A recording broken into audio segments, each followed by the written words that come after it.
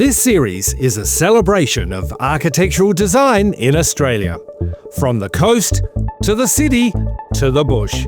We showcase some of Australia's best architectural and interiors projects and talk to the country's leading architects and designers to uncover the incredible stories behind them. Welcome to Australia by Design.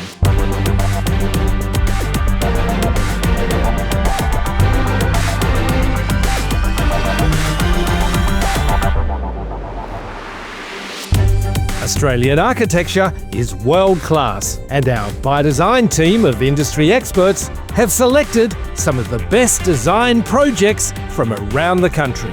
Good design to me is almost invisible. It looks good, it ticks all the boxes, but you just don't quite know why. For me, it's around a designer really understanding a customer or client's brief, understanding the soul and the reason behind the project, and then how we're actually utilising materiality. Let's get started with our first project. Iron Creek Bay Farm Stay. You know, a farm is often occupied by all sorts of bits of pieces of metal, and it's kind of got that aesthetic about it. They're straightforward residences, but they're kind of like the bits of equipment that one has lying around on one's farm.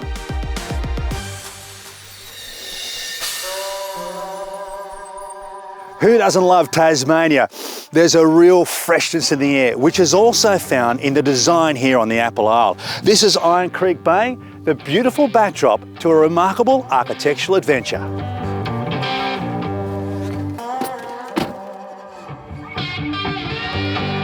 Now, over the years, we've all done our fair share of backpacking, travelling around on a budget, but these days, I don't mind doing it in a little bit more comfort and style. Look at that, it's beautiful.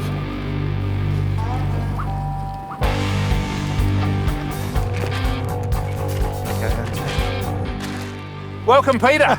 It's good to see you. Who are all your friends? Oh, you've got to join in the feeding, mate. Everything about Tasmania I love. Tell me a little bit more about this property. What's the history of it, you're right?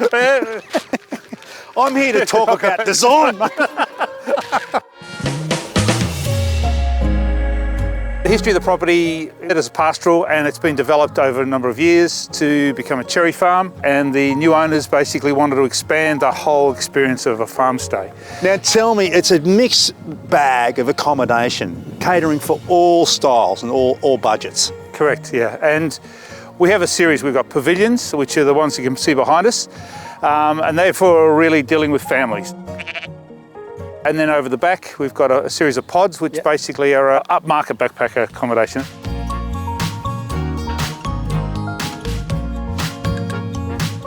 Michelle, I noticed that accessibility is a big part of the design, but here you've celebrated. I mean, this is a work of art, a piece of sculpture. Yep, it's just steel left to rust, Peter. Wow. Well, we're heading into the restaurant, and what an entrance this is. Lysart steel's been used everywhere. It's a vernacular material that we've used right across the entire site, and it's going to be here forever.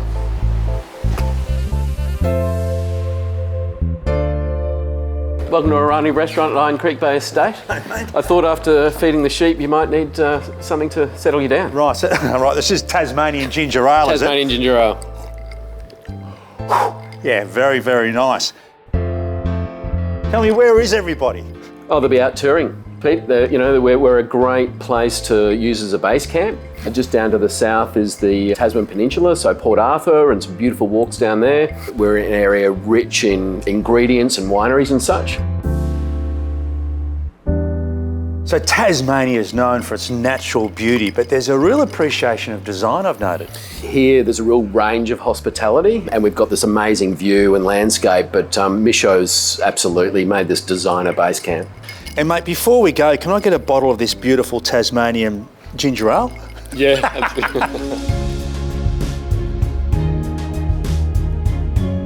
This is the old original house, and we've converted it into the reception area. We've kept most of it here and basically played with the shape, and it's an iteration of a few different buildings. And if you have a look around the walls, they've just taken old snaps from years gone by. This area was settled in 1814. Some parts of it are older than Sydney. This piano might have come from that era.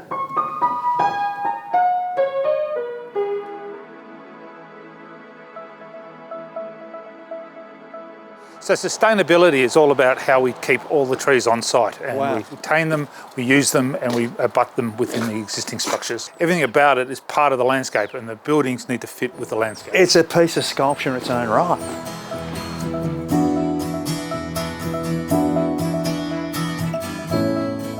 Tassie is, of course, known for its seasonal fruit. I mean, it's not called the apple isle for nothing.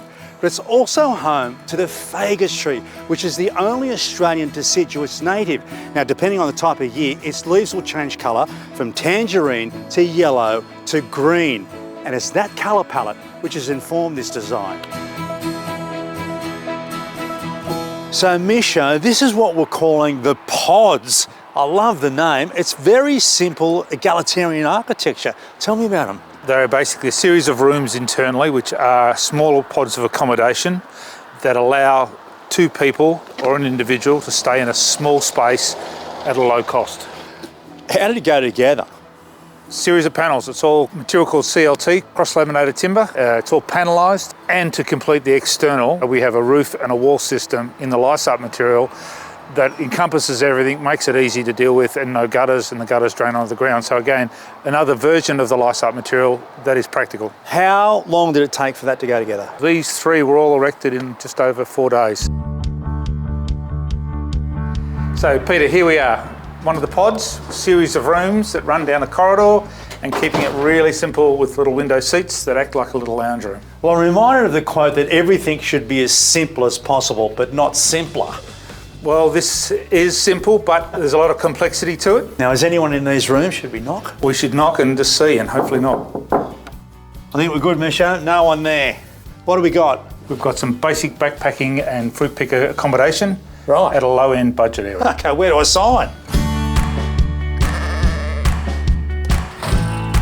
Misha, the sun's going down. It's getting a bit chilly. Peter, there's one more thing I want to show you, and that's the pavilions, and they sit beautifully in the landscape. So let's come through and we'll go and look at the 3-bedroom pavilion. Cool. Wow, I don't know where to look. Have a look at the building. It's fanning out in all different directions, picking up this magnificent view. Hey, Misha, what have you done here? Provided you a nice space that you can stand butt naked, given your privacy, and I'll take your word for it. the only people who are going to see you are the sheep. Right, okay, but you've fractured the view so you're not seeing your neighbours and you're angled out towards the bay. Yep, and giving you long distance views out across the water and through to Kenyani and into the landscape.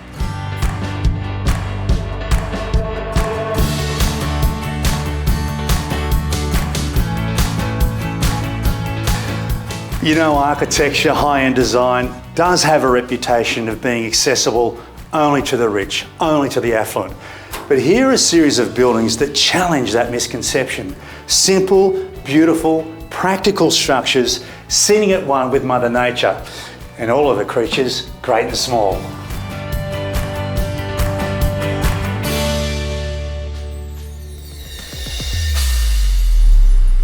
Constantine Eftihia, a project very close to the architect's heart, and it reflects in his full design of what it actually meant to him and his grandparents and his parents.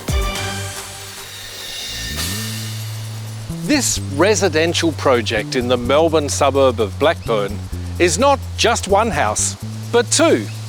And it's a very personal project for architect Peter Sofanos.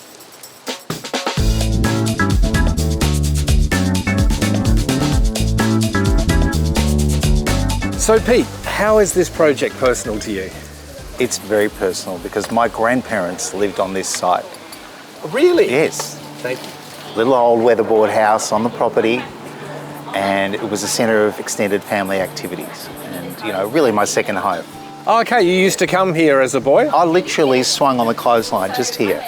And Pete, why the black and the white? This is the great question. Yin and yang, the balance of life, the black, the white, the positive, the negative, the bipolar nature of existence. Okay, so do you mean, are you referring to your granddad and your grandma? I may well be. And also you considered the people at this cafe, didn't you, in designing this place? I really wanted the people who inhabited this little town square to engage with them. to look at them, to think about architecture, because there's so much nondescript architecture being built in our streets. So much blah out there. There is a lot of blah, Mike. In fact, I would say 99% blah. It's when something is nondescript, it really doesn't stimulate conversation and engagement. Well, Pete, it's lovely that you've thought of us here in the cafe, but how about we finish our coffees, because I'd like to see what you've designed for your mum. So, Pete, was this your first draft of the layout? No, it wasn't, Mike. No, there were multiple iterations. You and your mum? Yeah, Mum, we collaborated, we talked, we, argued over a few things. And in fact, we had a reversal of the living and sleeping downstairs. Really? So we had Mum's bedroom and her whole suite here, and we had the living space along the side street. But on balance, we think that we ended up in the right spot because this gives the living space maximum, optimum solar access and optimum privacy. Right. It's a very exposed site. Because I often think people overplay privacy with bedrooms. Yeah. Well, I mean, bedroom, you get up and you leave your bedroom and you go back there at the end of the day. So why give it a primo spot? This is where you live. That's right. And I mean, look, the kitchen is located at the rear of this living space, and it's a simple U shape. And we worked with E&S and First Choice for our appliances and fixtures, and we came up with some great, beautiful, simple, modern design. This kitchen sits within a hierarchy of spaces, with the living getting the premium spot and the services at the rear. So we've got a laundry right at the back, a pantry, kitchen, living. Okay, and with this, getting top billing. Exactly. And these look like they open all the way out? They sure do, Mike. And if you give me a hand, you grab that end. Oh, sure. And we'll open them up. And that way, what we'll do is we're going to extend the living space another 5 metres. Oh, yes, it really does. It doubles the living space, it feels like. It's huge, isn't it? I now realise what this cat's for. That's it. And one of the great things that all timber windows provided is this system of a recessed roll-away fly screens. So, oh, that's a surprise. In order to bring the outside in but keep the flies out, we have a fly screen, so we're protected. Clever. And this deck has a story to tell. Yeah, it does, Mike. So the council required that we have 40 square metres of secluded private open space. Yeah. But they asked us to put it on the side or the rear of the dwelling. Oh. But this is the front, and this is also the northern orientation. Oh, it had to go here. Had to go here. Yeah. So we pushed the boundaries a little bit in terms of how far forward they wanted us to be, but they agreed with our argument. Pete, you've got to celebrate these architectural little victories, eh? Fantastic. And this curve. This curve. If you look on the ground, yeah, that's why this curve exists. Because you see that shadow there? That's blocking the sun, summer sun, and here we are in December, out of the interior. But in winter, the sun gets under this screen and through this screen and penetrates 7-8 metres into the space. When it's welcomed. Right into the kitchen. Yeah, that's clever. And that's when we want it. Yeah. So just a simple shading device allows us to control the sun. But it's also quite the feature from the streetscape. It is. It's a very important architectural feature. It emphasises the curvaceousness of Eftihia.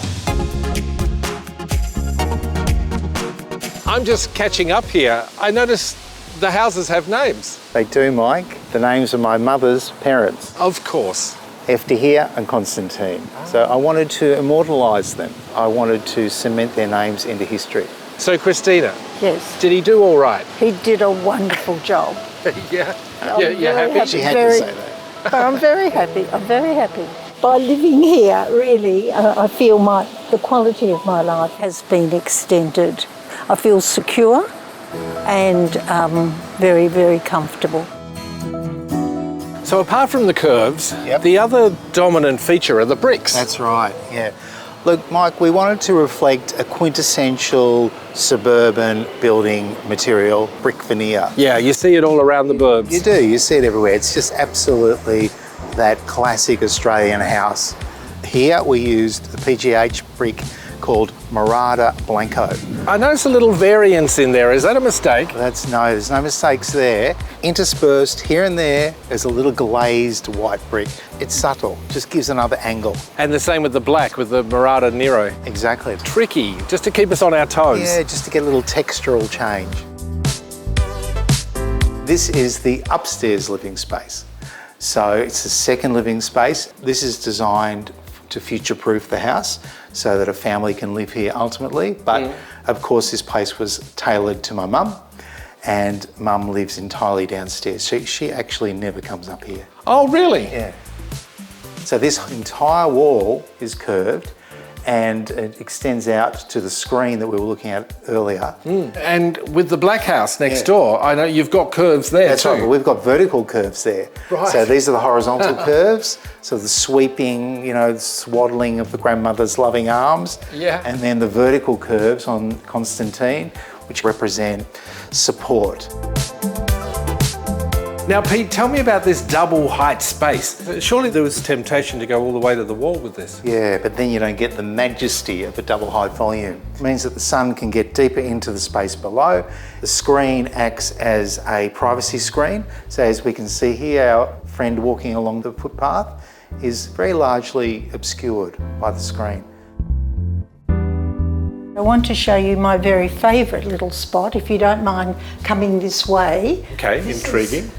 This is my study, come craft sewing area. Yeah. But what I particularly like here is when I come in, before I sit down, I can look across at the shops, I can see who's having coffee, I could join them if I want to. Yeah. I also enjoy sitting down here, which disengages me from people. But then I've got this lovely surroundings outside here. What about Eftihia and Constantine? What do you think they would have thought of what's gone on here?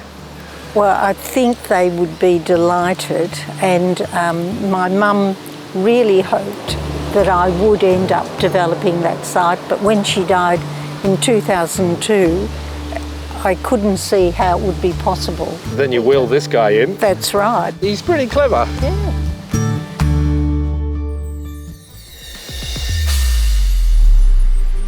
I love how the Younghusband wool stores have kept the existing building, stripped it out, turned it into something youthful, different. It feels lively, and it feels like a great way to reinvent our old building stock.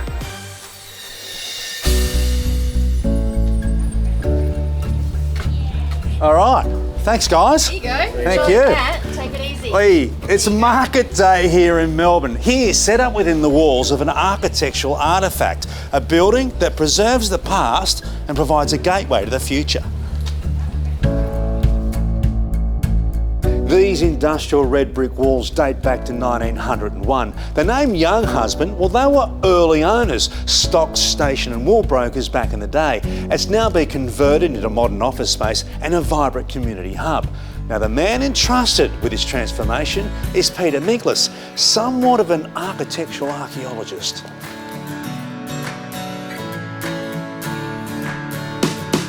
From the early 1900s to 1970s, it operated as a wool store. Right. And then from the 1970s onwards, it was almost this quite ad hoc commercial place here with small little businesses operating here.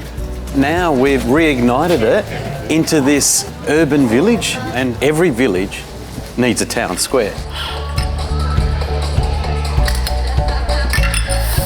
What was the brief? Well, essentially the brief here was to create this really vibrant community, both people working here and the broader community coming here as well. There's this gorgeous bluestone laneway that comes through the site here. At this intersection here was this natural spot to put, like every village has, is the town square.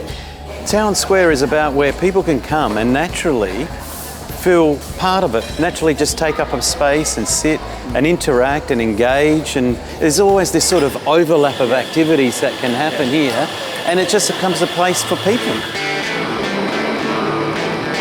This particular facade was probably the most important facade for the whole project back in its time. The trains would come, offload the wall, and then distribute it into the building itself. Now we have to create a place that allows people to comfortably be able to come in as well. So there's a lot of technical thinking and resolution to make these spaces occupiable for people. So we've introduced this exo-grip grating that allows light to get down into the lower areas. There's people riding bikes along this edge now that then will take them down to their bike facilities and then into these extraordinary bathrooms that occupy the fabric of the spaces below. You know, the privileged experience of coming to the bathroom, washing your hands and looking at all the detail that existed in this place. Blend concrete design that we worked with created these really unique basins here. Very highly functional, just like the rest of the building. Well, I found a little contemporary intervention, a little footbridge between the old buildings. Well, let me show you, is a reinterpretation of what was there previously. So Pete, what have you used here? We simply used Lysart's corrugated material, which echoes what was used here back in the day. So everywhere you look, all you would see is bales and bales of wall. Now I'm seeing beautifully laid out office space where you can read the skeleton of the old building. You know, what we did was create these careful insertions of opening up the floor plates and allowing the light to come into it. What was important for us is to be able to exhibit all the structure, and then any new bits were very much built exactly what it was like in the past as well. The success of a building like this relies on the trades, doesn't it? Brickies and stonemasons and carpenters, because it's not covered by skirtings or architraves, it's celebrated. The trades took real pride in what they were doing here. They looked at what was done in the past and then mimicked that in the new parts as well. And this particular timber here, supplied by Bowen's Timber Hardware, was exactly the same proportions of the original timber as well. Getting the lighting right in some of these sort of dark old spaces, that's important. We wanted something that was quite fine and refined.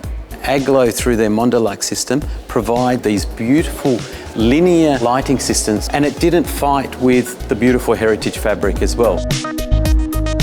So this is a very strong industrial building. So softening its edges came down to planting. And Dave, that's where you came in. Yeah, absolutely. It was really important to get it right and not take away from the history of the site, but celebrate it using landscaping really purposefully. You know, using vines and plants that take up small footprints to allow really great access through the site for people to use and enjoy markets like they're doing today. And we really wanted to reuse the existing bluestone. So it was a process of bringing it all out, sawing it off site and relaying it all in the same position, just to really celebrate that heritage. I find this an incredibly interesting and dynamic part of the building. We're right underneath the sawtooth roof, and you've reimagined even the sawtooth. Well, you know, the purpose of the sawtooth when it was a wall store was to provide natural light to this level where they used to bring the wall up and the buyers would come and see, you know, the beauty of the wall. What we've been able to do now is harness energy from it by putting PV solar collectors on there. They capture the energy and we store it in batteries in here as well. So the building becomes self-sufficient in its energy. There are parts of this building where you could be on the space station. Then adjacent to that, you have the original building fabric, well over a century old. The paint left to peel, the cracks still in the brickwork, the old lifts and pulley systems still on display. This is how architecture can both take you back and propel you into the future at the same time. I feel the future lies beyond this door somehow. Let's go. Like any good village, it evolves and expands. Right. This will become stage 2 of the project here. It will be a 8-storey commercial building that draws its inspiration from the light industrial qualities of the area. This special opportunity of preserving the past, it allows you to take these beautiful artifacts, right, and give them another life.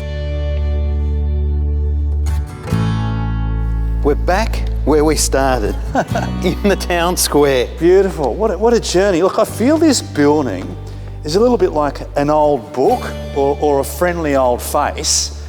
You know, it's got a lot of collective memories to tell us. If these walls could talk, I feel though, the next chapters will be more interesting than the past.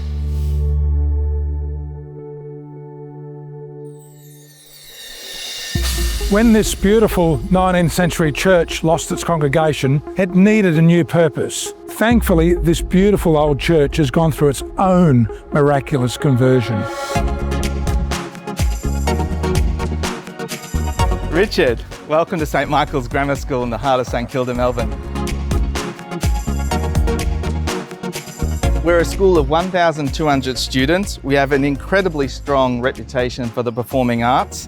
What we really needed was a performing arts centre, and the solution was actually across the road. We were able to purchase off the Uniting Church, St George's Heritage Listed Church in 2013. And that was a real milestone in the development of that creative arts hub for St Michael's. And so we were able to create a brief that we put out to tender, and Neela Design came back with an exceptional solution for all of our needs. So what can we expect? Richard, when you go in there, it'll blow your mind. Hopefully there will be an incredible performance, maybe even on the heritage listed organ. Rob, you're the architect here. I've just met Jared, the head of school. What was his brief here? A church for 135 years, now a performing arts centre for the next 100 years. Come and have a look inside. So the lightweight glass is just the separation to keep the noise outside and the performance inside. Rob, my sense of anticipation is through the roof. Well, Rich, what do you think? This space is incredible. So Rob, tell me exactly what you've done here. Well, what's lovely in projects like this, Richard, you actually work with proper artisans. For example, the furniture obviously makes a difference. K5 provided us with flexible furniture that met our brief. You can't help but notice the stained glass windows. Robert Rusev took some of the windows out and restored them off-site, and some of the windows here on-site. It has made the world of difference. So tell me about the steps. So from a construction point of view, everything stripped back to the bare bones, and then the builder came in all through the doors that are here, constructing the stairs, concrete in situ, and obviously the structure over our head.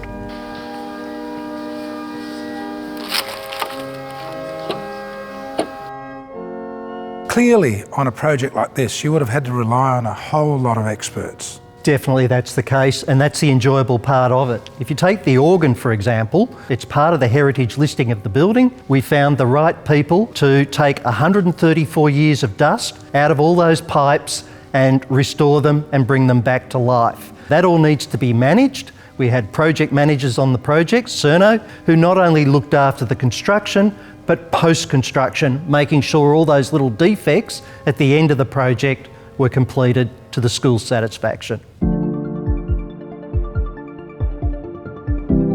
So I believe you had to add 7.5 tonne to the original building structure. So when the architects asked you to design this without any columns, were you thinking they were dreaming? That was my initial thought, and it certainly would have made my life a lot easier if we could have put a few extra columns in. But as soon as I walked into the building, I knew the value that we could generate by keeping the performance space column free. So we had to get hold of all the data that we needed, the size of the timber members, and put that into our detailed computer analysis. We were able to justify all the additional load as well as the weight of the extra steelwork that was needed up there to support the theatre equipment, and it's all rock solid. So what are your thoughts now when you come back into this space? I'm really proud of the work we were able to generate. Rob and the team at Neela had the vision, and the fact that we could support them and generate the column-free space and the magnificent auditorium that we have here today is something that I'm really proud of. What message would you give to the original builders? Well, firstly, I'd be grateful that we were able to keep their original vision alive, and I would shake them by the hand and thank them for creating such a durable and magnificent structure. Underneath the rose windows, at the top of the auditorium, is the control centre. In a performing arts centre like this, it's all about audio and it's all about lighting. And in this building, we've got 45 speakers in the state-of-the-art system. That's the next generation of what we're seeing in professional theatres. So that, for example, if you have an orchestra on stage, each individual musician in the orchestra becomes a separate three-dimensional object within the sound system, and they have their own individual mix. There's 50 separate LED modules in the LED screens. They can be relocated and reconfigured on tracks across the back of the area. The drapery can be configured into a beautiful open space like this, or arranged to create a proscenium arch theatre for more traditional production, with the students themselves operating each of the pieces of equipment so that they really get to perform in the state-of-the-art environment and use state-of-the-art equipment. I can't sing and I can't dance apart from a bit of disco, but I can truly appreciate the minor architectural miracle that's been created here, inspiring people in a new way.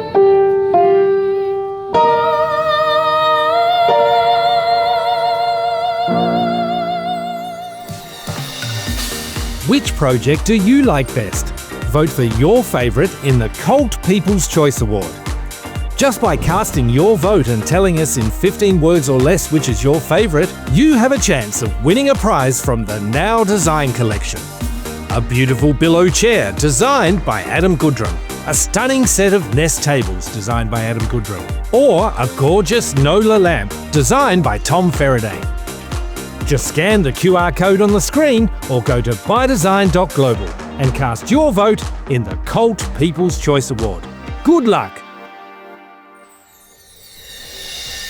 We hope you've enjoyed our look at some of the finest architectural projects from around Australia. Join us next time for more groundbreaking designs on Australia by Design. For more information on any of the projects featured in this series and to vote in the Cult People's Choice Award, go to ByDesign.global.